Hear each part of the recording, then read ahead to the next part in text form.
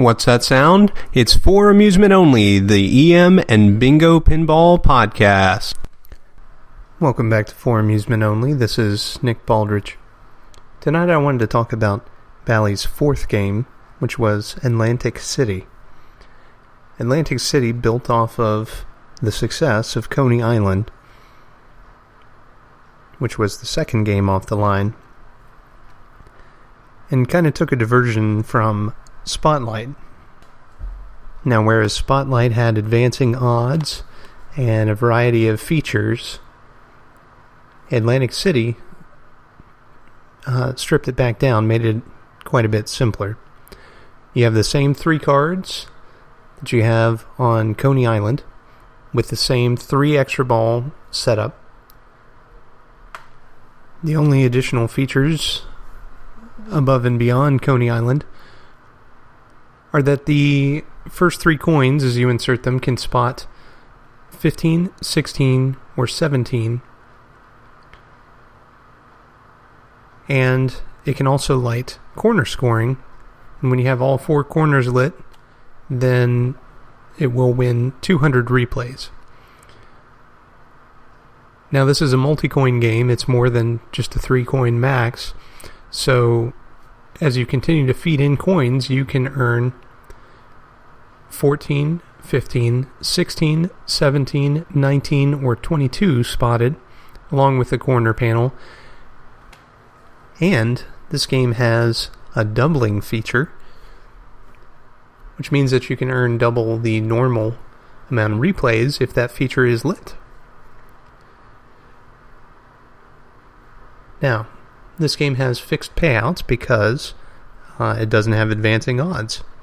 So any 3 in the line scores 4 replays. That should be familiar to anyone who knows anything about the 6 cards, which of course I've talked about at length.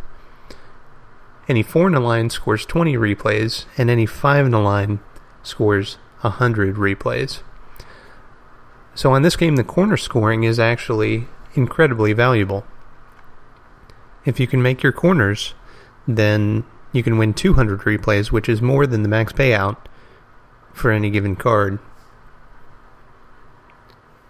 Now, each card scores separately, so it is possible to win, say, a 3 in a row on 3 different cards and win 12 replays. Now, as is typical, you have 5 balls to try and get 3, 4, or 5 in a row, and at the end of the game you can play for extra balls, as I mentioned, up to 3.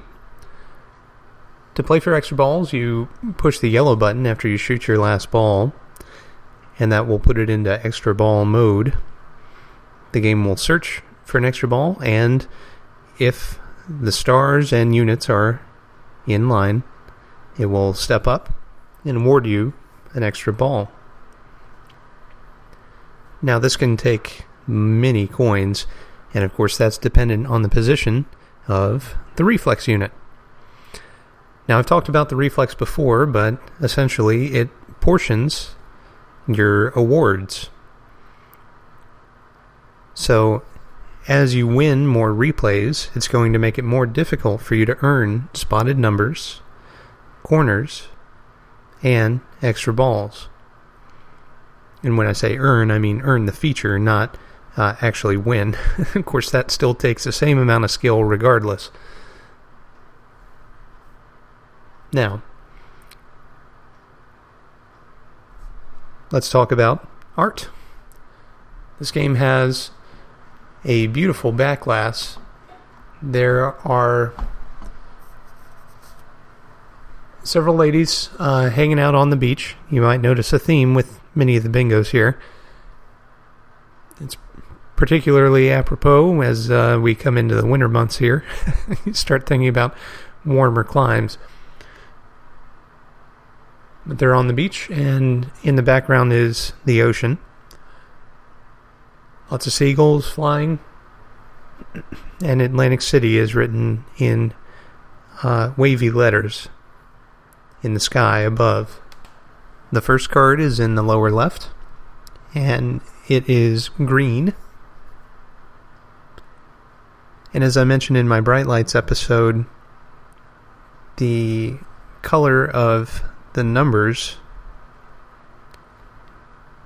was filled in on bright lights.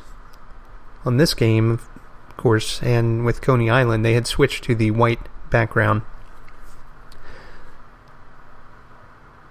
So you have your green card in the lower left. That's your first card. As you deposit your second nickel, it'll light your second card, which is red, and it's in kind of the upper middle.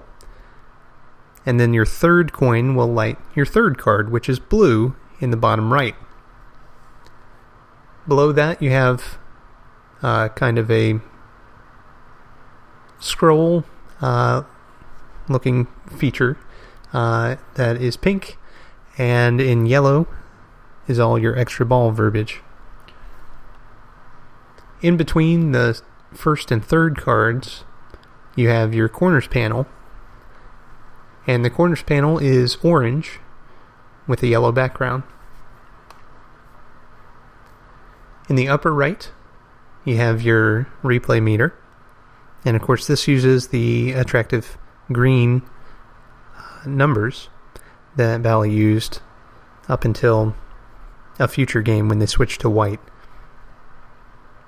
They made many more games that had white numbers in the replay register than green, but I really like the green replay reels. Let's look at the playfield, shall we? This is one of the great bingo playfields. You have a bunch of ladies walking down the boardwalk, and it's a full scene. You know, there are a lot of playfields that Bally made, especially in later years, where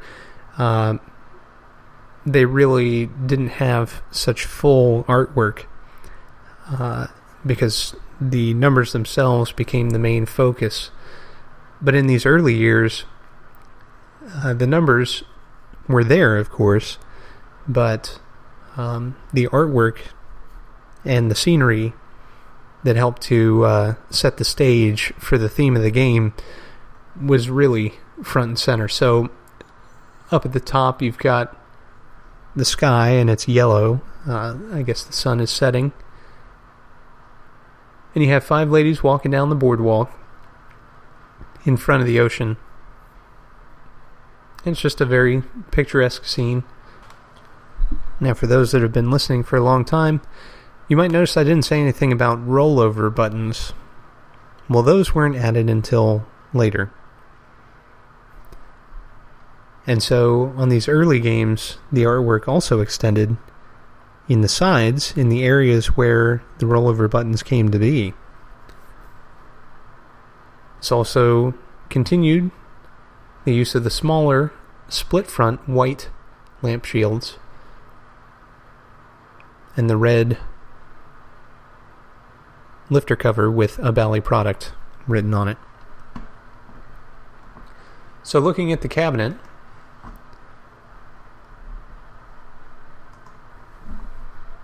we've got, surprise, surprise, a beach stencil.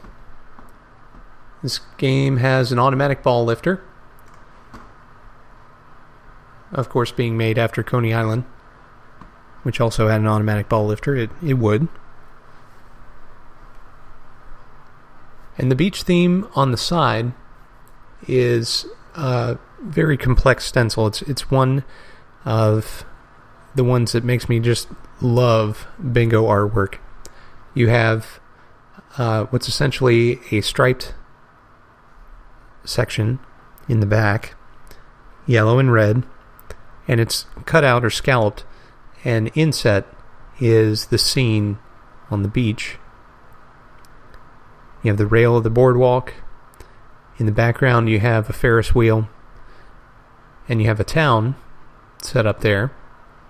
And cutting through the striped section on the cab and extending into the head is a flagpole. And on the head is the flag.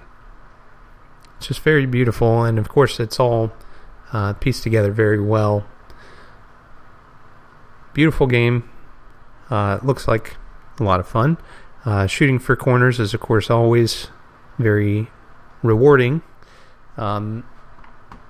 Especially if you're actually able to make them, unlike me. So, Well, that's all for tonight. Thank you very much for joining me. My name again is Nick Baldridge. You can reach me at foramusementonlypodcast@gmail.com, or you can call me on the Bingos line. That's 724-BINGOS1, 724-246-4671. You can listen to us on iTunes, Stitcher, Pocket Casts, via RSS, on Facebook, on Twitter at Bingo Podcast.